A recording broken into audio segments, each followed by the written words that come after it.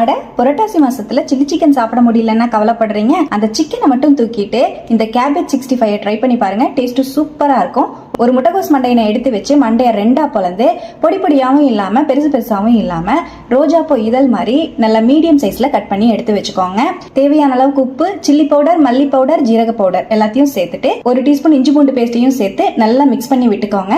நல்லா இந்த மாதிரி கலந்து விட்டுட்டு 1/2 கப் மைதா, 1/4 கப் கார்ன்ஃபிளவர், 2 டேபிள் ஸ்பூன் அரிசி மாவு சேர்த்து தேவைப்பட்டுச்சுன்னா பிஞ்ச் அளவுக்கு ரெட் ஃபுட் கலர் சேர்த்துட்டு ஒரு லெமனை பிழிஞ்சு விட்டுக்கோங்க.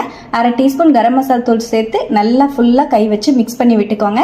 தேவைப்பட்டுச்சுன்னா 1 டேபிள் ஸ்பூன் தண்ணி தெளிச்சு விட்டு நல்லா ஃபுல்லா இந்த மாதிரி மிக்ஸ் பண்ணி விட்டுக்கோங்க. தண்ணி அதிகமா சேர்க்க கூடாது. போட்டோன்னே பொரியற மாதிரி இருக்கிற சூடான ஆயில்ல போட்டு நம்ம 65 பொரிச்சு எடுத்துக்கோங்க. நல்லா ஆயிலோட சலசலப்பெல்லாம் அடங்கினதுக்கு அப்புறமா வெளியே எடுத்துட்டு ஆனியனையும் லெமனையும் பிழிஞ்சு விட்டு சாப்பிட்டு பாருங்க. டேஸ்ட் சும்மா வேற லெவல்ல இருக்கும். தயிர் சாதம், சாம்பார் சாதத்தோட எல்லாம் வச்சு சாப்பிட அல்டிமேட்டா இருக்கும். கண்டிப்பா ட்ரை பண்ணி